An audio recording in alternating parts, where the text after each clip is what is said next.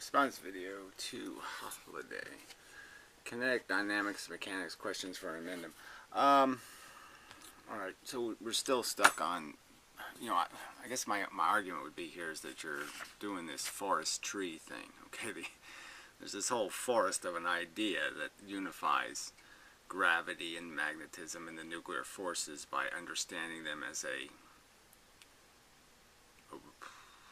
was going to say a wave, as being created by a pushing force. The universe has this stuff in it that's coming from all directions, and it's just basically pushing everything together because it's like a pressure wave or whatever you want to call it in an explosion. It's just this area of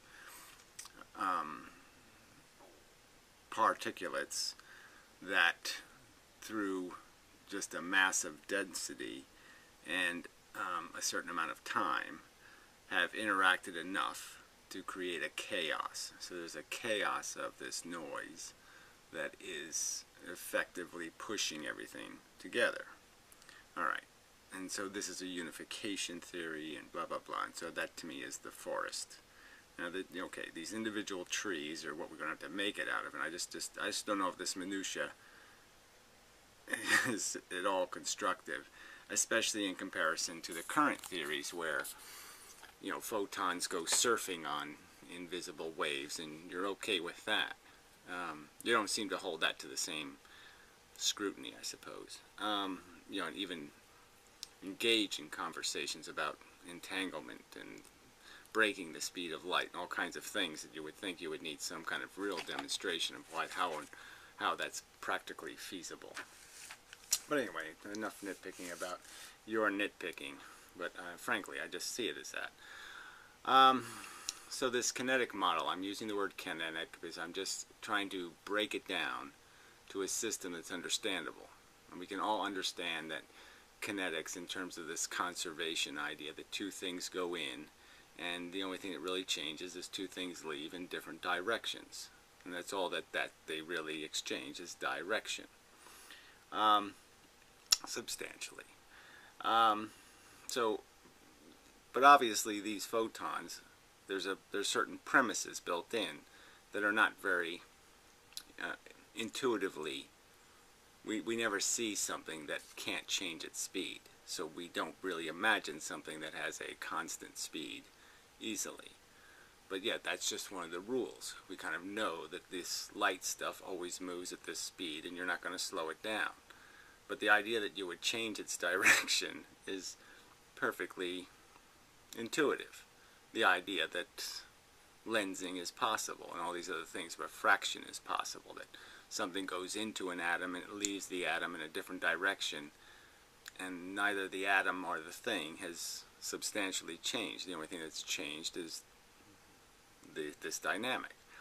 I guess I would argue that Feynman's understanding of quantum electrodynamics does explain the mathematics and just explain the conservation of this interaction between photons and electrons, and that this interaction happens in the context of time, and that yes, what does happen in fact is the photon leaves at a certain direction, the interaction, the electron leaves at a changed direction, changed tendency, and that's what all that happened, is the two things are changed by the interaction, but nothing else changes about them. Their mass doesn't change, and their velocity doesn't change. Now for an electron it gets a little more complicated because velocity is a different kind of function. Their velocity, the electron is made out of parts, and the parts are what's getting changed. So they have a change in their potential. So the electron's potential is changed, where the photon's direction is changed. But what really exchanged was something more basic, which was some sort of photon on photon on photon encounter. Alright, so these are just rules, premises. You don't want to accept them, you don't have to accept them. I'm just saying that if you're going to argue the theory, you have to argue it in the context of what is being claimed to be the rules. And this is just a rule. There is no change in momentum. And photons just don't care. It takes zero energy, zero, to change their direction. So if you think about it as being fish swimming, and the fish can only swim one speed, and the fish don't care which way they're swimming. It doesn't take extra wiggles or extra force to change their direction. They swim exactly the same amount. They just move a fin, let's say, or whatever, and let's just negate that takes any energy. That moving their fins does not require energy, so that they can go any direction, any time, and it takes no energy. Their tail's always moving, you could say, and all they're doing is changing the angle of the tail, and it takes no energy. I'm just saying there's no energy consumed in the interaction. And I'm just saying to these bodies that make up the universe, there's no energy required for them to change direction. All they need is the suggestion. They encounter something that rubs up against them, so to speak, kinetically, in a kinetic kind of way. Let's put it kinetic kind of way. And they leave in a different direction through the interaction. Alright. So, I don't know whether we need to... I mean, I could make the argument about gravity or some other kind of, example, I suppose, that maybe might work for you. I don't know. So if you just said that gravity was a conserved force too, that something could go into a gravitational field and leave the gravitational field in a new direction, and that nothing substantially changes. The body isn't heavier, the thing doesn't move faster, they just both exchange directional information in the end. It goes into the gravity well, it goes faster, then it goes slower leaving, and nothing changes except direction. And that's the kind of mechanics that we're talking about. So I mean, I really, illustrating it, number one, I can't illustrate in 3 dimensions, so yeah, you have to do some kind of 2-dimensional model. And I can understand some of your objections, but I'm just saying for the sake of this argument, there will be a rule, about the kinetics. So, let's just do a little bit of drawing maybe. So something's going this way, and then you have these different other things that can encounter. It can encounter something coming head on, and I've sort of explained what I think would happen in that interaction, which would be nothing. One body would leave going this way, one body would leave going this way, and nothing would change. And then likewise with this directly horizontal interaction, you're still doing it in 3-dimensional space, which adds another component, in reality. So, that directional information would probably be the thing getting changed. So maybe there would be, one body would still leave in the same amount of x direction, and one body would leave in the same amount of y direction, but it would be the z direction on each one that would be new and changed. So that's where I'm just saying that's probably what might account for the lack of clarity in a 2-dimensional drawing. But whatever. Obviously each individual body only has direction in one direction. It's just going one way. It's not going 3 ways at once. It's not saying to itself, I will go a little bit in the x component and a little bit in the y component, a little bit. That's not happening. Where that might be happening in bigger bodies that are wobbling their way through space. But let's argue that these things don't do any wobbling. They just travel in a straight line from point A to point B. And if they interact with each other in a certain way, they don't get to point B, they end up at point C. Kind of thing. So they end up going, in a straight line to B, and then they bounce off of B's interaction and end up at C. I mean, it's just... So anyway, so obviously there'd be different kinds of dynamics for different angular interactions, and you could just argue that you could always just draw some sort of straight line through an interaction. So you could almost say if they came in at the same angle and interacted, that they might leave together, associated. Maybe that's a possibility. And, so there'd be just different combinations, and the fact is you just conserve. The rule is that it would be conserved. That would be the rule. So it's not like it can violate the rule. The rule is there has to be a conservation, because there's nothing that can be given away except direction. So unless you can account for how, and again I'll just argue that one of the premises of the argument is that the fish just couldn't care. It has no momentum that has to be overcome. So it doesn't have a mass that has to be stopped and then restarted, right? So in that sense, there's no kinetic friction. I mean, it's purely frictionless in that there's no friction to its movement in any one direction. There's just a friction, a rule against changing its speed. Okay, so yeah, I mean, figuring out all the mathematics of this is maybe would be an interesting exercise for me to get involved in doing some of that, maybe. But again, I'm just saying that that's already math done. That's already Feynman's quantum electrodynamics.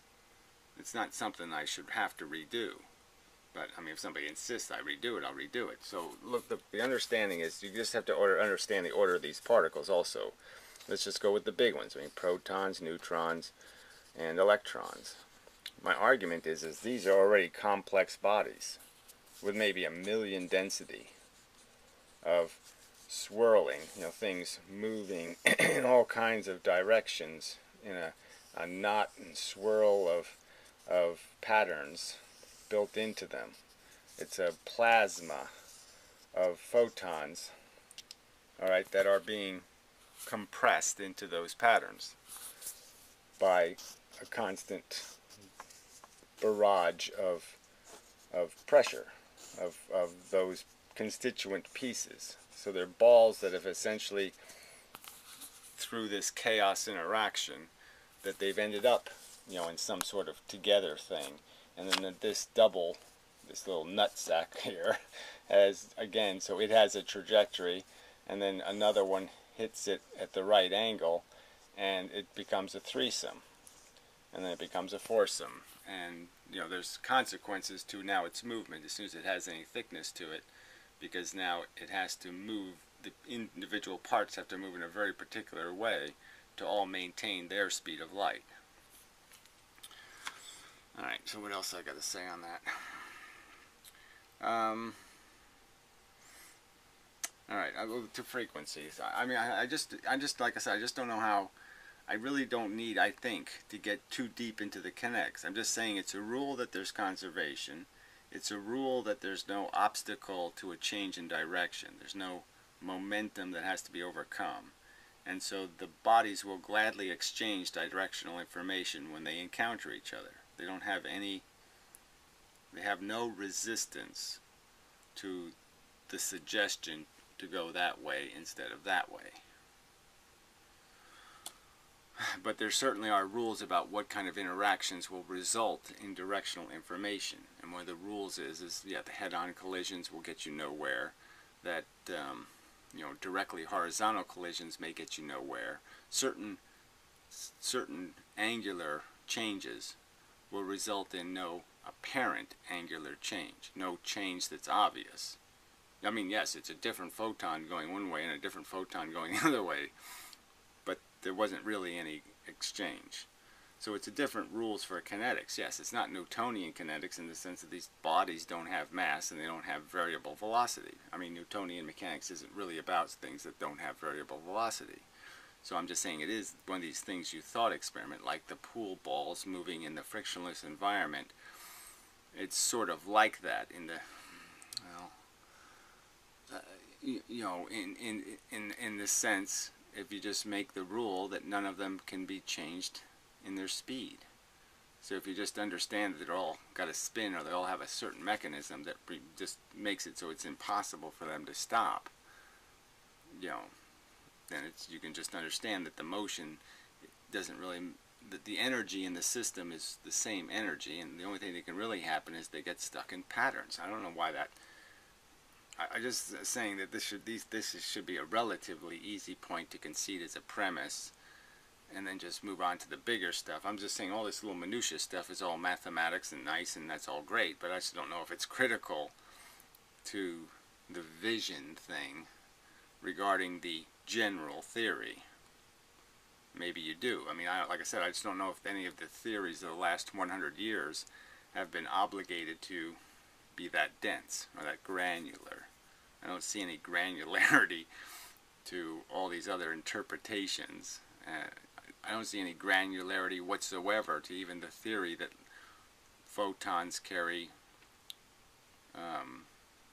you know, a component of magnetism and a component of electricity that really has anything to do with electromagnetic anything. They have any wave component at all. But anyway, alright, so the other thing was the frequency thing, and the frequency one I think is really important. So, and why there's a difference. So I would argue that you could imagine that these little bits, you know, once they get associated with each other, that, alright, the first thing I'd say is the association is just a, let's see, I mean, you know, we understand there's magnetism and polarization, and that those things are effects caused by association, you know, and this gravity thing. But underneath the gravity, at the mechanism of the gravity, the thing that actually causes that effect, certainly the photons I'm arguing are in association with each other by no will of their own, except there may be this possibility that photons do have a shape, and that shape is conducive to them fitting into each other, and that once they fit into each other, that might be what they end up being in the form of matter. Like they could be condensed into matter because there is no, you know, there is no lost space. They're compacted. Okay, that's why the density of these particles is so high. The energy in them is so high. These tiny little nuclear particles seem to have an awful lot of photons in them per their size. So I'm just saying that would lend one to believe that they are closely associated, and that association might be in some form where it just makes it easier to change the shape of this snake with a single interaction. So now a single graviton could hit this snake and move the entire snake's direction, because they would follow each other. So you wouldn't need an individual kinetic impact on each individual element of the photons to create a change in its direction. So if you think in those terms, that the snake would have a head, and if you change the head, you change where the rest of the body goes. So I would argue that kind of a mechanism is likely part of this construction of matter from this chaos of tiny energetic particles moving the speed of light. So everything's made out of just these little particles moving the speed of light. Everything is made of them. The gravity and the matter, and everything is made of those. And the difference between the matter and the gravity is the fact that the matter gets caught in these kinds of associations. Now, light, the photons we recognize, the gravity we can see. So let's call all the photons. See, this is the problem I'm going to run into, right? I mean, either we call gravity, we make gravity part of the electromagnetic spectrum and just call it another photon, like a cosmic ray that we just can't see, or we call the electromagnetic spectrum gravitons in packets, you know, so are quanta in packets. So that's you know, that's the obligation. It's one or the other, but yeah, I don't know what the naming convention should be. Just we're stuck with an archaic perception, and now we have to change this archaic perception into the accurate description, and now the language sort of fails. Alright, so anyway, but yeah, so photons of light are not tied to each other by anything other than the circumstance of their birth. They're created in association with each other. Okay, the electron admits them in association with each other from an identical vector. You know, an identical, you know, whatever the mechanism is. You know, it's a spinning wheel, and it releases, you know, at a certain point in its, and let's say it's wobbling and back and forth in this direction, and as it wobbles back and forth in this direction, in a certain state of overstuffing, you know, it's a little too full. The snake is longer than it should be, and its tail has surpassed its head, and so it will release extra weight, so to speak, And the simple explanation could be that it only releases that extra weight at a certain point in its vibration. So the first photon's released at the first orbit, and then it goes around, and it will release another one at exactly that same point. And so they will end up leaving at the frequency of that cycle of spin. And they will do it for as long as they do it, and there'll be a packet of photons that leave on this vector in a row at exactly the same period. And we'll call that a packet of light.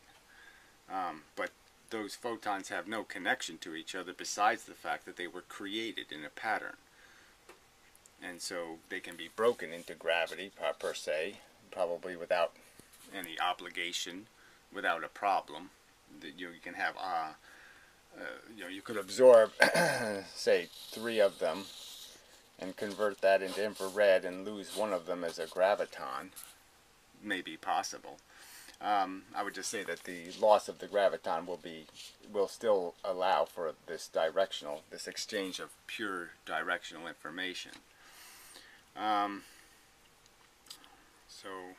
again, I guess that just has to be looked at as again, it's not that hard to understand that if there's this plasma of stuff that's wobbling its way through a path, okay, so the stuff is swirling, it's moving kind of funky, but everything in it now is moving exactly the speed of light because of all these twisting motions. It accounts for all the different nuances of all the pieces.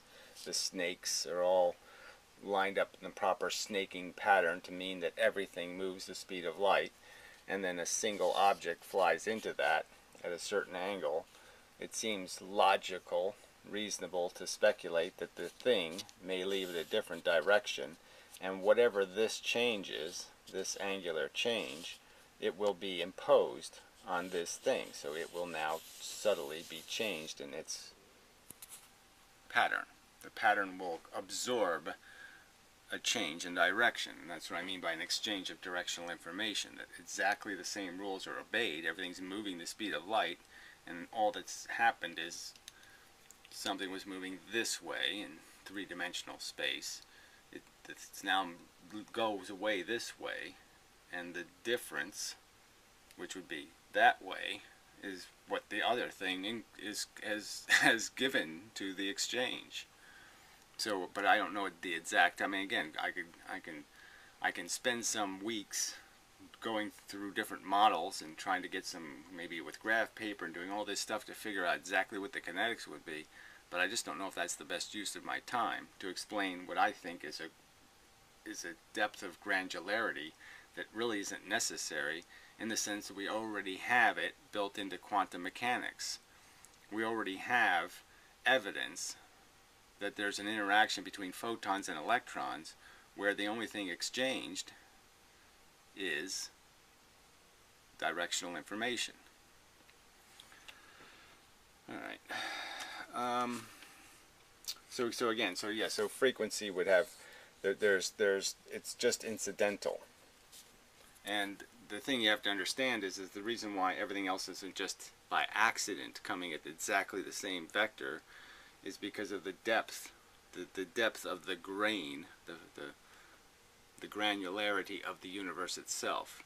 The universe has it's so dense, it's so that even a subtle difference, in 2 packets or 2 alignments isn't the same. It's not going to meet at the right time. It's not going to hit the same place on the atom at the same time, sufficiently close enough, let's say, for something to be perceived. So if you think of the electron as having a pretty small size, and then the fact would be is that you have to have 2 photons come at it that are so much in the alignment that they'll be able to both hit within some required width or diameter of a photon. That they can't be more than a photon in diameter off in their vectoring to be able to create the response that will be created in the atom, because it got hit twice.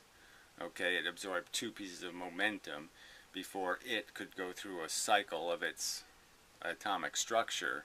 And so with those 2 impacts in one direction, it is now altered enough in its circumstance, this is the tipping argument, you know, it tips the electron. It tips it into a configuration from which it can't recover without disposing of some photons.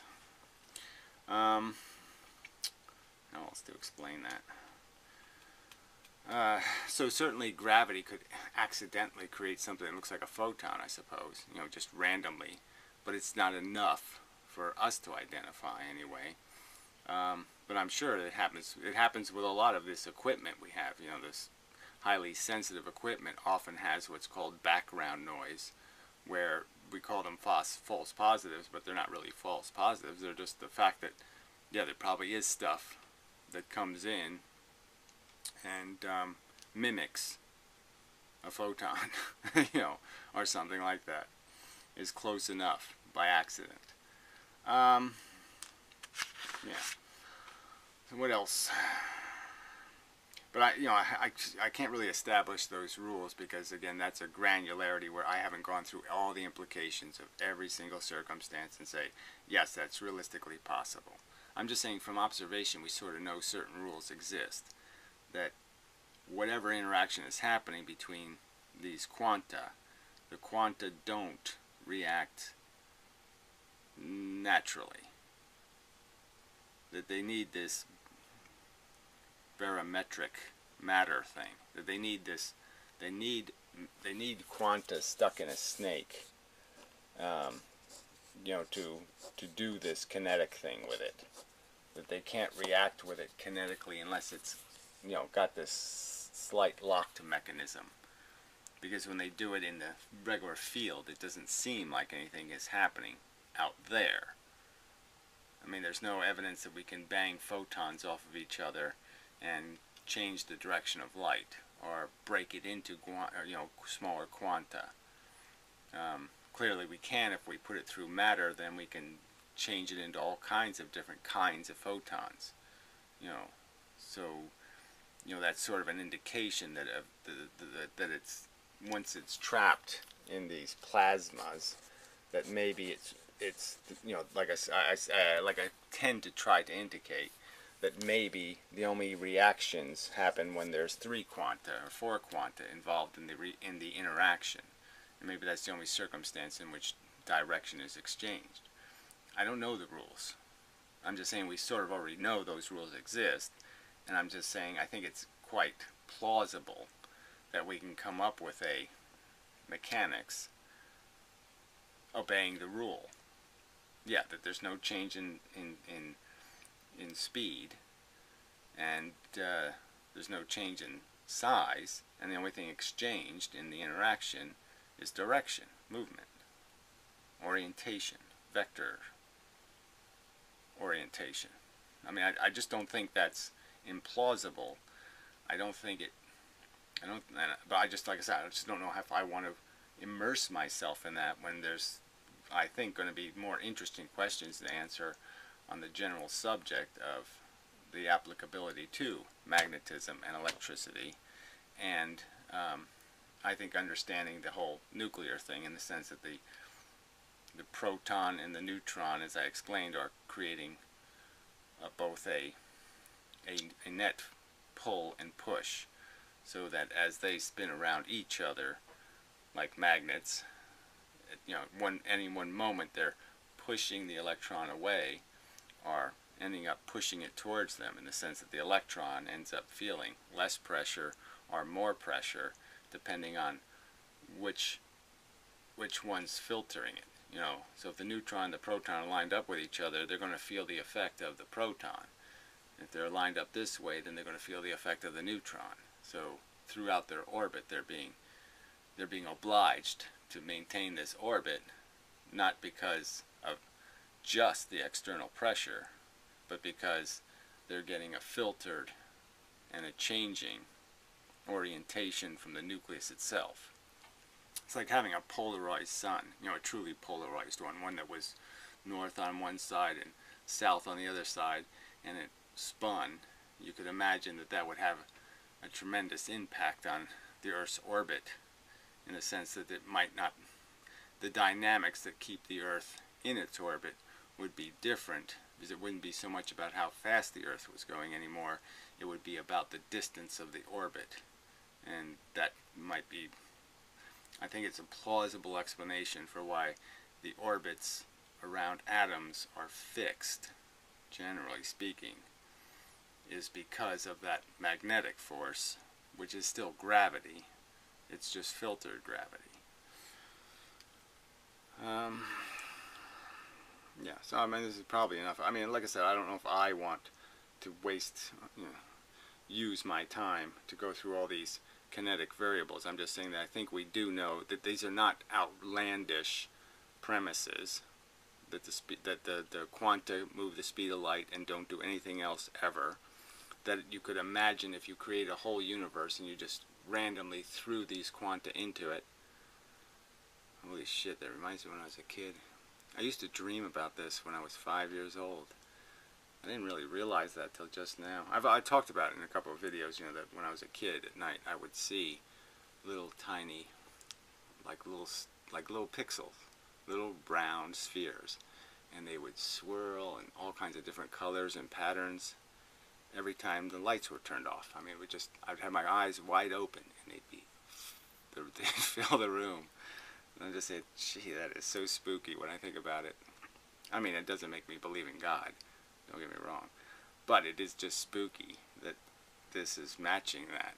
I mean, when I just talked about the whole universe and the idea that you can imagine that if you have these little things and they're all moving, a constant speed, and that if you threw them in there in some sort of regular pattern, that they would end up, in some irregular pattern in no time at all.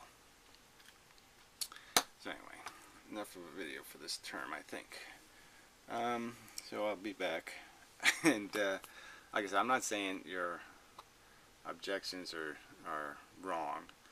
I'm just saying I just don't know whether they really need the kind of depth of explanation beyond saying, well, look, these are the rules, okay? They move the speed of light. They don't care.